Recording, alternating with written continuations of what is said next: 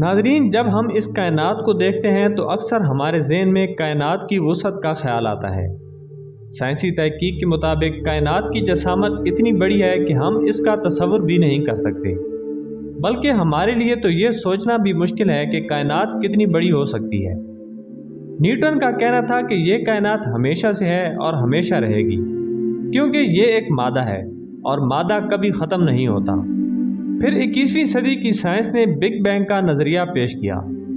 اس نظریے کے مطابق یہ کائنات ایک دھماکے سے وجود میں آئی۔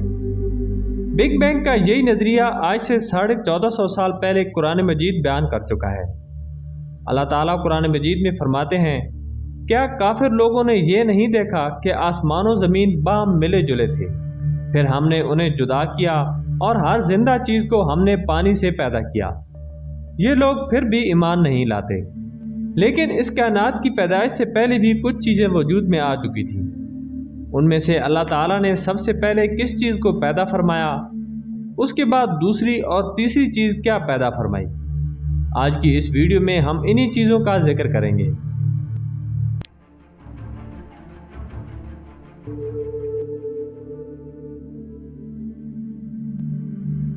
ناظرین، ایک وہ وقت بھی تھا جب کچھ بھی نہیں تھا، نہ یہ کائنات تھی، نہ فرشتے، نہ ہوا اور نہ پانی، نہ عرش، نہ وقت اور نہ ہی لوح و قلم موجود تھے۔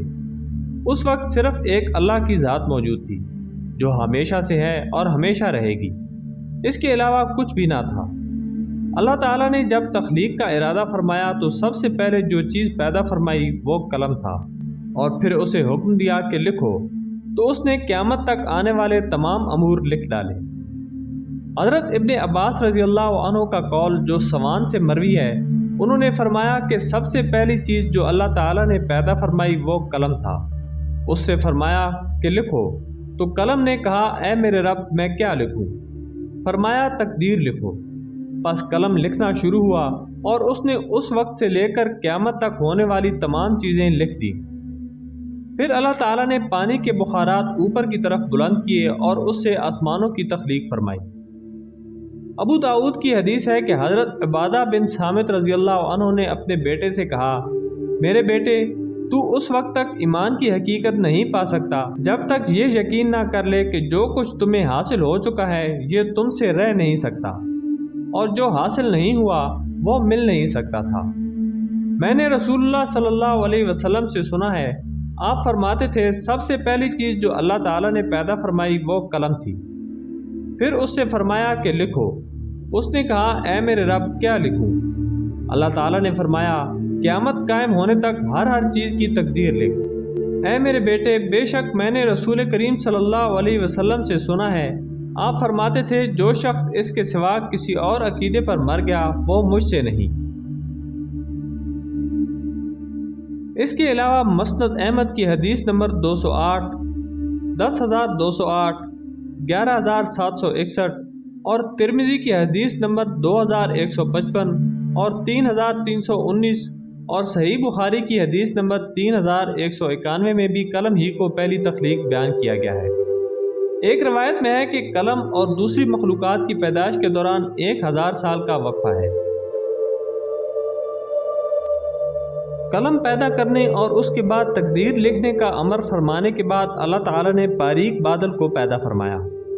یہ وہی بادل ہے جس کے بارے میں اللہ تعالیٰ قرآن مجید میں سورہ بقرہ کی آیت نمبر 210 میں فرماتے ہیں، کیا لوگوں کو اس بات کا انتظار ہے کہ ان کے پاس خود اللہ تعالیٰ ابر کے سائبانوں میں آ جائے اور فرشتے بھی، اور کام انتہا تک پہنچا دیا جائے؟ اللہ ہی کی طرف تمام کام لوٹائے جاتے ہیں۔ تیسری تخلیق کے بارے میں اہل علم میں اختلاف پایا جاتا ہے کہ بادل کے بعد کیا چیز پیدا ہوئی۔ بعض کہتے ہیں کہ اس کے بعد اللہ تعالیٰ نے عرش کو پیدا فرمایا، جیسا کہ ابن عباس رضی اللہ عنہ سے مروی ہے کہ اللہ تعالیٰ نے عرش کو پیدا فرمایا ان چیزوں سے پہلے جو کہ اس نے پیدا فرمائی، اور پھر اس پر اپنی شان کے مطابق رونق افزوں ہوا۔ بعض علماء کا یہ خیال ہے کہ اللہ تعالیٰ نے اس سے پہلے پانی کو پیدا فرمایا اور اس پر عرش کو رکھا، جیسا کہ ابن عباس رضی اللہ عنہ، ابن مسعود رضی اللہ عنہ اور دیگر اصحاب رسول صلی اللہ علیہ وسلم سے مروی ہے کہ اللہ کا عرش پانی پر تھا اور ان چیزوں کے علاوہ جو پانی سے پہلے پیدا ہو چکی تھی اور کوئی چیز اس وقت تک پیدا نہیں ہوئی تھی۔ ابو زرین رضی اللہ عنہ سے روایت ہے کہ رسول کریم صلی اللہ علیہ وسلم سے پوچھا گیا کہ ہمارا رب مخلوقات کی پیدائش سے پہلے کہاں تھا؟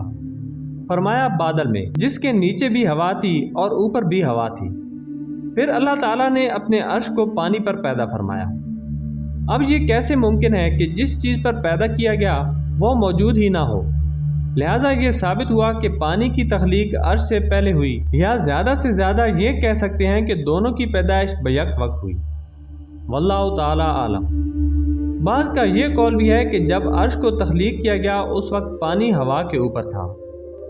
سعید بن جبیر رضی اللہ تعالی عنہ سے روایت ہے کہ جب ابن عباس رضی اللہ تعالی عنہ سے قرآن مجید کی آیت وَكَانَ عَرْشُهُ عَلَى الْمَاءِ، اس کا عرش پانی پر تھا، کی تفسیر میں پوچھا گیا کہ پانی اس وقت کس چیز پر تھا، تو فرمایا گیا کہ ہوا کی پشت پر۔